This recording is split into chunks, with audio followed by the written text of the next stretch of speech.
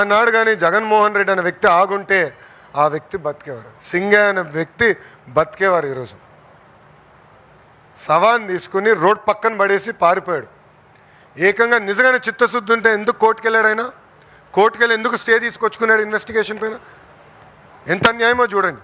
అంతేకాదు, నాడు నేను పదే పదే చెప్పేవాడిని, రాయలసీమకి క్యాన్సర్ గడ్డ అన్న వ్యక్తి జగన్మోహన్ రెడ్డి. ఆయన ఎప్పుడు ఆలోచన రాయలసీమ ముందలకెళ్ళకూడదు, రాయలసీమ ఏదో వాళ్ళ ఆస్తిలాగా భావించే వ్యక్తి. ప్రజలకి మేలు చేయాలి, పెట్టుబడులు తీసుకురావాలి, పరిశ్రమలు తీసుకురావాలని ఏనాడు వాళ్ళకి ఆలోచన లేదు. దానికి ఒక అద్భుతమైన ఉదాహరణ భారతీ స్టీల్. ఆనాడు మీరు చూస్తే సుమారుగా 11,000 ఎకరాలు, ఒక్కొక్క ఎకరం 18,000 రూపాయలు, ఇంకొక 3,000 ఎకరాలు, ఒక్కొక్క ఎకరం 25,000 రూపాయలు ఒక్క వ్యక్తికి ఇచ్చారు. ఆనాడు వాళ్ళు ఏం చెప్పారు? 10,000 ఉద్యోగాలు వస్తాయి, డైరెక్ట్గా ఇండైరెక్ట్గా 1,00,000 మందికి ఉద్యోగాలు వస్తాయి. ఒక్క ఉద్యోగం రాలేదు. అది పెట్టుకుని ఏకంగా మైనింగ్ లైసెన్స్ తీసుకున్నారు. ఆ మైనింగ్ లైసెన్స్ తీసుకుని సుమారుగా 320 ఎకరాల్లో ఆ రోజు మైనింగ్ చేసి ఏకంగా ఐరన్ ఓర్, సంస్థ పేరు కూడా రెడ్ గోల్డ్, సంస్థ పేరు కూడా మ్యాచ్ చేసి రెడ్ గోల్డ్ అనే సంస్థ పేరుతో ఐరన్ ఓర్ ఇక్కడ నుంచి తీసుకెళ్ళి అమ్మేశారు. దాంతో విపరీతంగా ఆనాడు ఇది మీరు ఇటు పక్కన గాలి జనార్దన్ రెడ్డి గారు, ఇంకో పక్కన జగన్మోహన్ రెడ్డి గారు, వీళ్ళిద్దరికి ఆదాయం వచ్చింది తప్ప కడప జిల్లాకి చెందిన నిరుద్యోగ యువకులకి ఒక్క ఉద్యోగం కూడా రాని పరిస్థితి. ఇంతేకాదు, మీరందరూ ప్రజలందరూ ఒక విషయం ఆలోచించాలి. 2017లో ఆనాడు పెనుగొండ నియోజకవర్గంలో ప్రజలందరికీ పిలిపించి ఒక 1000 ఎకరాలు ఇవ్వండి, కేవలం కియానే కాదు కియా అనుబంధ విభాగాలు కూడా మేము తీసుకొస్తాం, పెద్ద ఎత్తున నిరుద్యోగ యువకులకు ఉద్యోగాలు కల్పిస్తామని అన్నాడు, హామీ ఇచ్చాం. ఇప్పుడు ప్రత్యక్షంగా పరోక్షంగా మీరు చూస్తే సుమారుగా 30,000 మంది ఆ ఒక్క ఎకో సిస్టమ్ పైన ఆధారపడి ఉన్నారు. అది ఈ కూటమి ప్రభుత్వానికి ఉన్న చిత్తశుద్ధి. 2019 నుంచి 24 వరకు మీరు చూసారు వాళ్ళు ఎట్లా బెదిరించారు. కియా యజమాని బెదిరించారు. దాల్మియా సిమెంట్కి ఏకంగా నోటీస్ పంపించి ఫ్యాక్టరీ మూసేయండి అని చెప్పారు. కారణం ఏంటంటే వాళ్ళు అడిగింది వీళ్ళు ఇవ్వలేదని. అంటే అడుగడుగున పారిశ్రామికవేత్తలు ఇబ్బంది పెడదాం, వాళ్ళ దగ్గర డబ్బులు తీసుకుందాం, అప్పుడు ఫ్యాక్టరీ నడిపిద్దాం, లేదంటే ఫ్యాక్టరీ మూసేద్దాం అనే ఆలోచన వాళ్ళకు ఉండేది. 5 సంవత్సరాలు యువతకు ఒక్కరికి ఉద్యోగం రాలే, అనేక ఇబ్బందులు ఎదుర్కొన్నారు. అందుకే మీరు చూస్తే ఎప్పుడు లేని విధంగా 175 స్థానాల్లో 164 స్థానాలకి ప్రజలు ఎన్డీఏని గెలిపించారు. అంటే మా పైన ఎంత ఆశలతో గెలిపించారు అనేది ఇది ఒక ఉదాహరణ. అందుకే మీరు చూస్తే ఒక పక్కన గౌరవ ముఖ్యమంత్రి గారు, ఇంకో పక్కన మా ఇండస్ట్రీస్ మార్చులు టీజీ భరత్ గారు, ఐటీ మంత్రిగా నేను, ముగ్గురం కలిసికట్టుగా పనిచేసి ఎప్పుడు లేని విధంగా ఆంధ్ర రాష్ట్రానికి పెద్ద ఎత్తున పెట్టుబడులు తీసుకొస్తున్నాం. మా నినాదం ఒకటే, ఒకే రాష్ట్రం ఒకే రాజధాని, కానీ అభివృద్ధి వికేంద్రీకరణ. అభివృద్ధి వికేంద్రీకరణ అనేది ఈరోజు కొత్తగా మేము చెప్పింది కాదు. ఆనాడు అమరావతి ప్రకటించే ముందల 2014లో శాసనసభ సాక్షిగా ఏ జిల్లాకి ఎలాంటి పరిశ్రమలు మేము తీసుకొస్తాం, ఎక్కడ ఎయిర్పోర్ట్లు కడతామని ఆనాడే గౌరవ ముఖ్యమంత్రి గారు చెప్తాం జరిగింది. ఈరోజు ప్రజలందరూ గమనించాలి, పెద్ద ఎత్తున పరిశ్రమలు వస్తున్నాయి.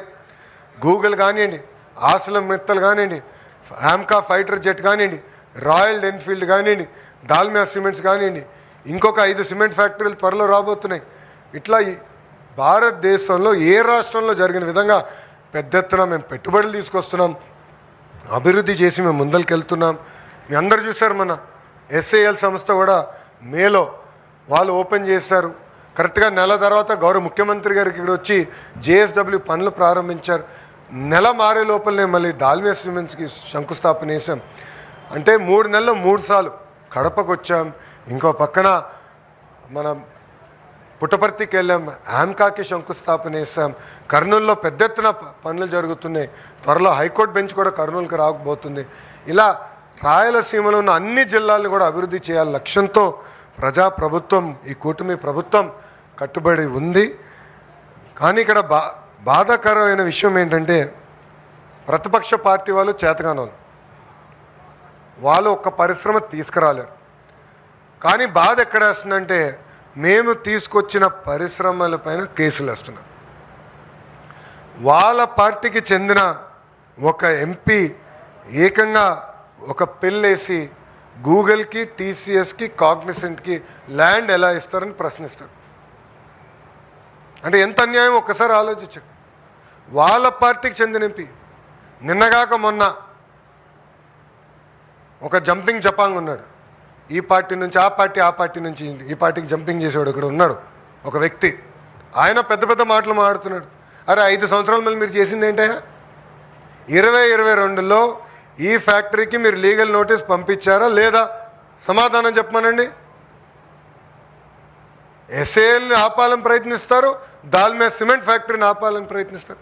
ప్రజలు స్వచ్ఛందంగా ముందలకు వచ్చి వాళ్ళ పిల్లల భవిష్యత్తు కోసం, పిల్లలకు ఉద్యోగాలు వస్తుందని వాళ్ళు భూములు ఇస్తే అదే ఊర్లకి ఆ జంపింగ్ జపాంగు, ఆ జఫా బ్యాచ్ వెళ్ళి ఏకంగా అక్కడ ప్రజల్ని రెచ్చగొడుతున్నారు. మేమెందుకు మిమ్మల్ని వదిలిపెడతాం? మేము లక్ష్యం పెట్టుకున్నాం 20 లక్షల ఉద్యోగాలు కల్పించాలని. ఆ లక్ష్యం సాధించే వరకు మేము ఎవరం పడుకోం. మంత్రివర్గం మేము అందరం ఉన్నాం, శాసనసభ్యులుగా మేము అందరం ఉన్నాం, మా గ్రాడ్యుయేట్ ఎమ్మెల్సీ గారు కూడా ఉన్నారు. ఆయన కూడా ఆనాడు చెప్పారు జాబ్ క్యాలెండర్ చేస్తామని. ఎస్, గర్వంగా చెప్తున్నా, 5 సంవత్సరాలు మీరు ఒక్క జాబ్ క్యాలెండర్ ఇవ్వలేదే, మేము జాబ్ క్యాలెండర్ ఇచ్చాం, అది ఈరోజు మేము అమలు చేస్తున్నాం. 16,000 పోస్టులో డిఎస్సి మేము భర్తీ చేశాం, 150 రోజుల్లో చేశాం. మీరేసారు 250 కేసులు, 50 కేసులు కోర్టు కూడా కొట్టేసింది. మాకు ఆ చిత్తశుద్ధి ఉంది కనుకనే ఈరోజు స్టే కూడా రాలేదు. ఒక పద్ధతి ప్రకారం చేసుకుంటూ వెళ్తున్నాం. మీరు ఎన్ని ఆరోపణలు చేసినా నమ్మేదానికి ప్రజలు సిద్ధంగా లేరు. ప్రజల్లో చైతన్యం ఉంది, మా అందరిలో కూడా చైతన్యం ఉంది. నిరుద్యోగ యువకులకి పెద్ద ఎత్తున ఉద్యోగాలు కల్పించాలని మీకు నిజంగానే చిత్తశుద్ధి ఉంటే 5 సంవత్సరాలు ఎందుకు మీరు చేయలేదు? టీచర్ రిక్రూట్మెంట్ డిఎస్సి ఎందుకు చేయలేదు? జాబ్ క్యాలెండర్ ఎందుకు మీరు విడుదల చేయలేదు? 5 సంవత్సరాలు ఎందుకు మీరు రాయలసీమ కనీసం ఒక్క పరిశ్రమ తీసుకురాలేదని నేను సూటిగా ప్రశ్నిస్తున్నా. ఏది ఏమైనా నిరుద్యోగ యువకులకి మేము అండగా నిలబడతాం. వాళ్ళకి ఉద్యోగాలు కల్పించాలి లక్ష్యం మాది ఒకటే పెట్టుకున్నాం. అటు ప్రభుత్వం కానీ ఇటు ప్రైవేట్ రంగంలో కానీ పెద్ద ఎత్తున ఈరోజు ఉద్యోగాలు కల్పిస్తున్నాం. డిఎస్సి పూర్తి చేశాం, కానిస్టేబుల్ రిక్రూట్మెంట్ పూర్తి చేశాం, ఇప్పుడు జాబ్ క్యాలెండర్ విడుదల చేస్తున్నాం, అంగన్వాడీ టీచర్లు రిక్రూట్మెంట్ చేస్తున్నాం. ఇట్లా ఒక పద్ధతి ప్రకారం చేసుకుంటూ వెళ్తున్నాం. ఈరోజు మేము బోల్డ్గా డెసిషన్స్ తీసుకున్నాం కనుకనే మన రిపోర్ట్ కూడా చూసాం, ఎకనామిక్ రిపోర్ట్. మొదటిసారి ఆంధ్ర రాష్ట్రంలో ఐటీ ఎక్స్పోర్ట్స్ 32% పెరిగింది, 32%. ఎక్కడ లేని ఆంధ్ర రాష్ట్రం ఇప్పుడు సుమారుగా ఈ సంవత్సరం ఆఖరికల్లా 8,000 కోట్లు ఐటీ ఎక్స్పోర్ట్స్కి వస్తాం. ఇంకా చాలా పెరగాలి, ఎందుకంటే ఒక కర్ణాటక 4 లక్షల కోట్ల ఐటీ ఎక్స్పోర్ట్స్ చేస్తుంది, 4 lakh crores. మనం 8,000 కోట్లలో ఉన్నాం. సో ప్రజలందరూ గమనించాలి. ఈరోజు పాలసీ తీసుకొస్తే నిరుద్యోగ యువకులకు ఉద్యోగాలు కల్పించడానికి తీసుకొస్తున్నాం. మేమేం భారతీయ సిమెంట్స్కి ఇవ్వట్లా, లేదంటే బ్రహ్మణి స్టీల్ లాంటి సంస్థలకు ఇవ్వట్లా. ఒక చిత్తశుద్ధి ఉన్న కంపెనీ, ఒక ట్రాక్ రికార్డ్ ఉన్న కంపెనీ, ఒక కమిట్మెంట్ ఉన్న కంపెనీకి ఈరోజు మేము భూములు ఇచ్చి ముందలు తీసుకెళ్తున్నాం. యువకులకి ఉద్యోగాలు కల్పించే లక్ష్యంతో మేము పనిచేస్తున్నాం. నేను అనేక మారు చెప్పాను, Jaganmohan Reddy brand very clear. ఆయన పేరులో జీలో చూస్తే గొడ్డెలు ఉంటుంది, గోల్డ్ మెడల్ ఉంటుంది. అదేవిధంగా ఆంధ్ర ప్రైడ్ అనుకుంటే ఇంకో బాటిల్ కూడా అప్పుడు వాళ్ళు తీసుకొచ్చారు. ఇలా ఏంటంటే వాళ్ళు ఆ బ్రాండ్ అవుతే కూటమి ప్రభుత్వాన్ని ఒక గూగుల్, ఒక ఆసిలర్ Mittal, Dalmia cements, royal Enfield, Kia, ఒక కాగ్నిసెంట్, ఒక టీసీఎస్ ఇలాంటి పరిశ్రమలు తీసుకొచ్చిన ఘనత మంది. నిరుద్యోగ యువకులందరూ కోరేది ఒకటే, మాయ మాటలు చెప్పి వాళ్ళు కప్పిపుచ్చుకోవడానికి ప్రయత్నిస్తున్నారు. మీరు అందరూ అప్రమత్తంగా ఉండండి. ప్రభుత్వం మీకోసం పనిచేస్తుంది, మీకు ఉద్యోగాలు కల్పించడానికి పనిచేస్తుంది. మీకు మేము అండగా నిలబడతాం. బాగా ప్రిపేర్ అవ్వండి. ఇంకో పక్కన జాబ్ క్యాలెండర్ ఎగ్జామ్స్ త్వరలో జరగబోతున్నాయి, డిఎస్సి కూడా రాబోతుంది. ప్రైవేట్ రంగంలో ఇప్పుడిప్పుడు పెట్టుబడులన్నీ గ్రౌండ్ అవుతున్నాయి, ఫ్యాక్టరీలన్నీ రెడీ అయ్యే సమయానికి నిరుద్యోగ యువకులు కూడా స్కిల్ అప్గ్రేడేషన్ చేసి వాళ్ళకి ఉద్యోగాలు కూడా కల్పించాల్సిన బాధ్యత మా పైన ఉంది. అది పుచ్చుకోవాల్సిన బాధ్యత యువత పైన ఉందని తెలియజేసుకుంటూ, ఇప్పుడు మీడియా మిత్రులకి ఏమైనా ప్రశ్న ఉంటే దానికి సమాధానం చెప్పడానికి సిద్ధంగా ఉంది. జగన్మోహన్ రెడ్డి గారి party hit and run party అని పేరు పెట్టచ్చు.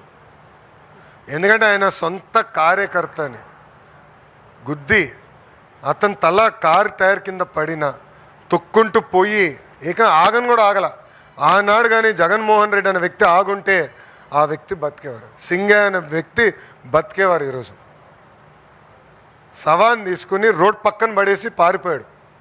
ఏకంగా నిజంగానే చిత్తశుద్ధి ఉంటే ఎందుకు కోర్టుకు వెళ్ళాడు? ఆయన కోర్టుకు వెళ్ళి ఎందుకు స్టే తీసుకొచ్చుకున్నాడు ఇన్వెస్టిగేషన్ పైన? ఎంత అన్యాయమో చూడండి. అంతేకాదు ఈరోజు వాళ్ళ పార్టీకి చెందిన ఒక మాజీ శాసనసభ్యుడు, నేను డాక్టర్ అని గొప్పలు చెప్పుకునే వ్యక్తి, మాజీ మంత్రి, వాళ్ళ కొడుకు యాక్సిడెంట్ చేశాడు. 18 సంవత్సరాలు. Is a major, is not a minor. 18 సంవత్సరాలు కుర్రోడు యాక్సిడెంట్ చేశాడు.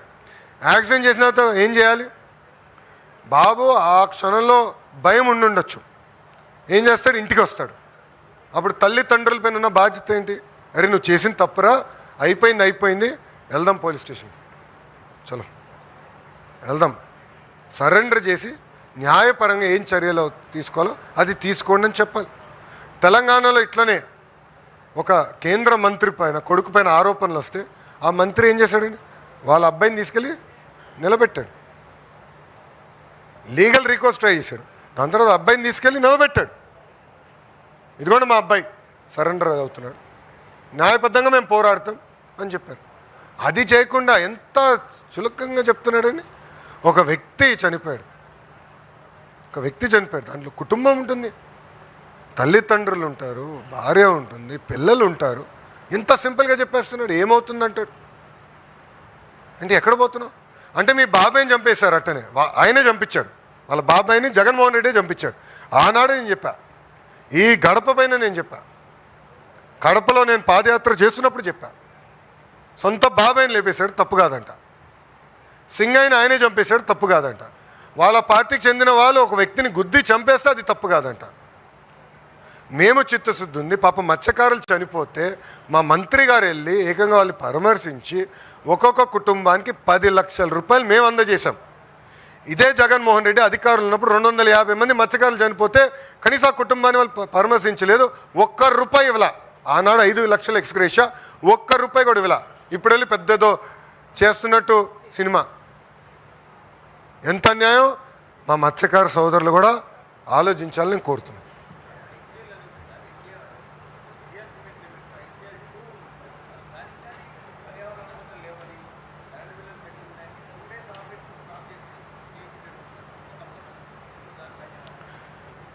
సార్, మా ఇండస్ట్రీస్ మంత్రి గారు అదేవిధంగా మంత్రివర్గంలో ఉన్న మంత్రులందరం లక్ష్యం ఒకటే, పరిశ్రమలు నడవాలి.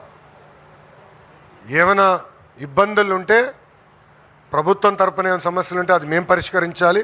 పరిశ్రమల తరపున ఏమైనా లోటుపాట్లు ఉంటే వాళ్ళు సరిదిద్దుకోవాలి. దాంట్లో మాకు చాలా క్లారిటీ ఉంది. ఎక్కడ ప్రకృతి ఇబ్బంది పడకూడదు, పనిచేస్తున్న కార్మికులు ఇబ్బంది పడకూడదు. అది మా లక్ష్యం. బట్ కలిసికట్టుగా పనిచేస్తూ వ్యవస్థల్ని ముందలు తీసుకెళ్ళాలి.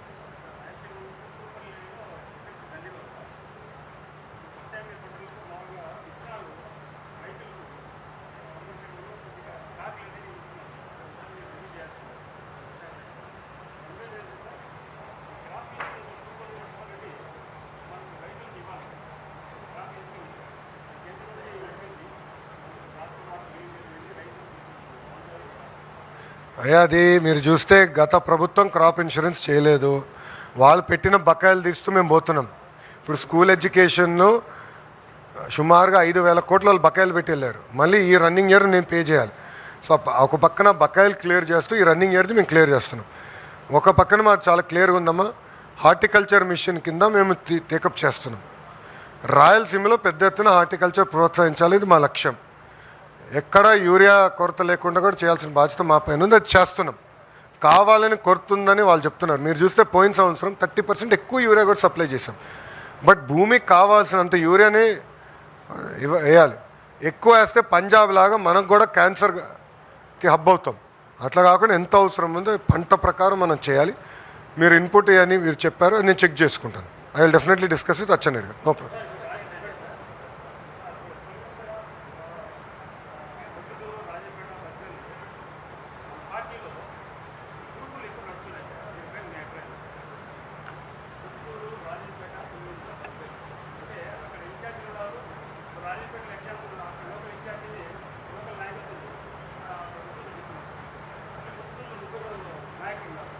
అన్నా మేము కలిసికట్టుగా పనిచేస్తాం. మేము ఒక్క నిమిషంనా బద్వేల్ది నేను క్లారిటీ ఇచ్చాం, ఇన్ఛార్జ్ మార్చాం, పార్టీ ముందరికి వెళ్తుంది. పార్టీలో పోటీ అనేది ఉంటుంది కదా, పార్టీలో పోటీ ఉండదని ఎట్లా అనుకుంటారు? మంగళగిరిలో కూడా పోటీ ఉంటుంది, కానీ మేము అందరం ఒకే కుటుంబం, తెలుగుదేశం పార్టీ కుటుంబం. మా మధ్యలో ఏమైనా సమస్యలు ఉంటే మేము 4 గోడలు కూర్చుని మా సమస్యలు మేము పరిష్కరించుకుంటాం. అది ఏమైనా ఉంటే మా ఇన్ఛార్జ్ మార్చులు ఉన్నారు, మా జోనల్ కోఆర్డినేటర్ ఉన్నారు, మా సమస్యలు మేము పరిష్కరించుకుంటాం. బయట వాళ్ళు అవసరం. We will solve our own problems, no problem.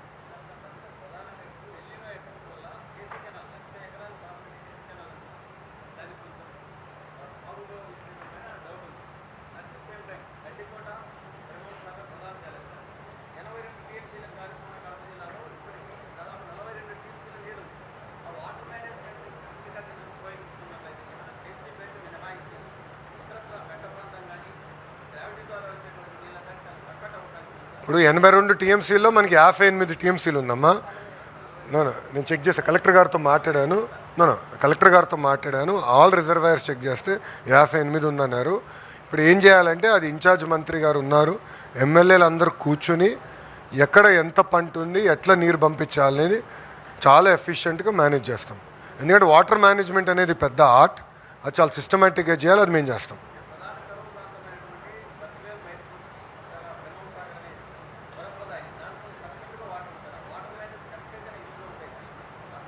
100% చేయాలమ్మా.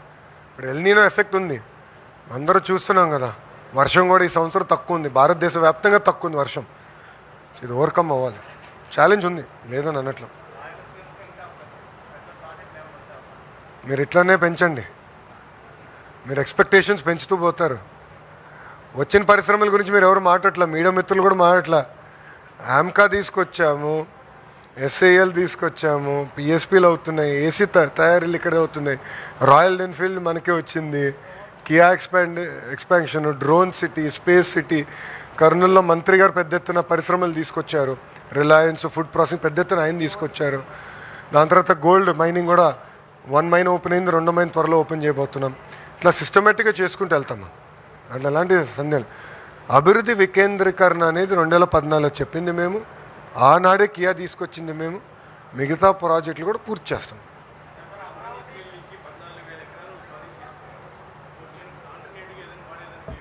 ఏదైనా బ్రాహ్మణి స్టీల్స్కి ఇచ్చిన భూమిలో కోర్టులో లీగల్ లిటిగేషన్ అంతా క్లియర్ చేసి ప్రభుత్వం తిరిగి ఆ భూమిని స్వాధీనం చేసుకుంటాం జరిగింది. తప్పనిసరిగా మంచి ఇన్వెస్టర్స్ తీసుకొచ్చి నిరుద్యోగ యువకులకి ఉద్యోగాలు కల్పించే పరిశ్రమలు తీసుకొచ్చి ఆ పరిశ్రమలు పెట్టించే బాధ్యత మేము తీసుకుంటాం.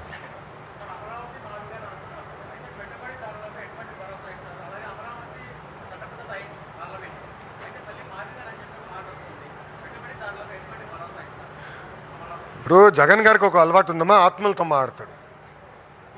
ఒక్కొక్క రోజు ఒక్కొక్క ఆత్మతో మాట్లాడతాడు. ఒకరోజు మావిగన్ అంటాడు, ఇంకో రోజు బెంటాహే అంటాడు. బెంటాహే అంటే ఏం తెలుసా? బెంగళూరు, తాడేపల్లి, హైదరాబాద్. ఎక్కడున్నాడు ఆయన? బెంగళూరు.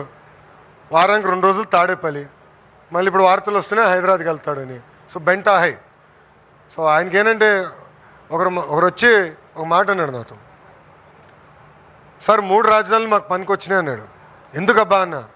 కరెక్ట్ సార్, బెంగళూరు బాగా అభివృద్ధి చెందింది సార్ వైకాపా టైంలో, చెన్నై బాగా అభివృద్ధి చెందింది సార్, హైదరాబాద్ కూడా బాగా అభివృద్ధి చెందింది సార్, 3 రాజధానులు బాగా పనిచేసింది సార్ ఆ టైంలో అన్నాడు. అలా ఉంటుంది. సో పాయింట్ ఏంటంటే అమ్మా, ఇన్వెస్టర్స్ అందరూ గమనిస్తారు, ప్రజలు గమనించాలి, ప్రజలు అప్రమత్తంగా ఉండాలి. ఎందుకంటే కావాలని దుష్ప్రచారం చేసి కొత్త నినాదాలు తీసుకొస్తే ఉన్న పెట్టుబడిదారులు కూడా రేపు రారు. దానివల్ల ఇబ్బంది పడేది నిరుద్యోగ యువకులు. సో అది ప్రజలు కూడా గమనించాలి, నిరుద్యోగ యువకులు గమనించాలని కోరుతున్నాం. యాజ్ పర్ షెడ్యూల్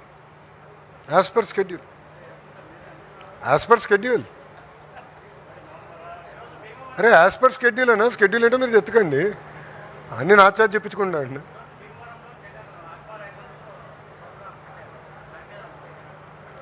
ప్రోగ్రామ్ పెట్టుకునే హక్కు ఆయనకు ఉంది.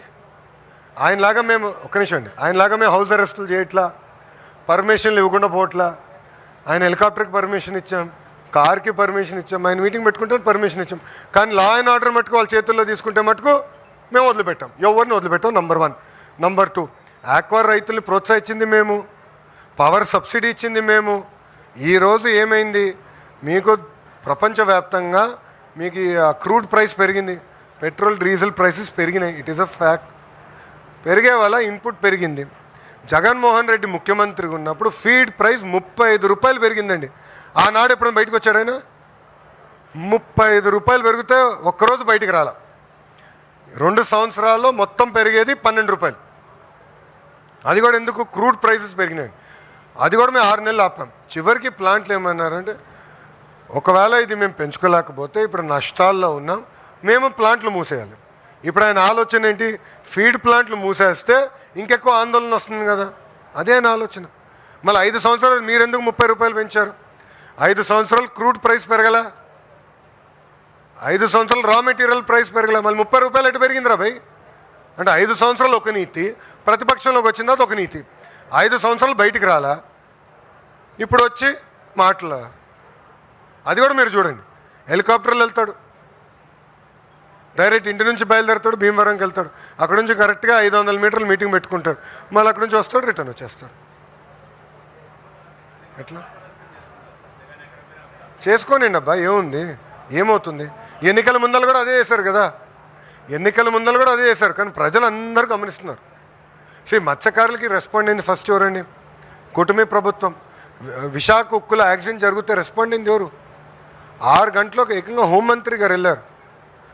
12 గంటల లోపల కేంద్ర ఉక్కు శాఖ మార్చులు వచ్చారు. 24 గంటల లోపల నేను వెళ్ళాను, గౌరవ ఉప ముఖ్యమంత్రి గారు కూడా వెళ్ళారు. మా బాధ్యత అది. మత్స్యకారులు రిటర్న్ జరిగితే 10 లక్షల రూపాయలు చెక్ మేము వాళ్ళ చేతిలో పెట్టొచ్చాం. చనిపోయిన వాళ్ళు తిరిగి తీసుకురాలేం, కనీసం కుటుంబానికి అండగా నిలబడడానికి డబ్బులు మేము ఇచ్చాం. మళ్ళీ 5 సంవత్సరాలు ఆయన 250 కుటుంబాలకు ₹1 ఇవ్వకుండా ఇప్పుడు వచ్చి పెద్ద మాటలు చెప్తున్నాడు. ఇది మత్స్యకార సోదరులు కూడా గమనించాలి. అది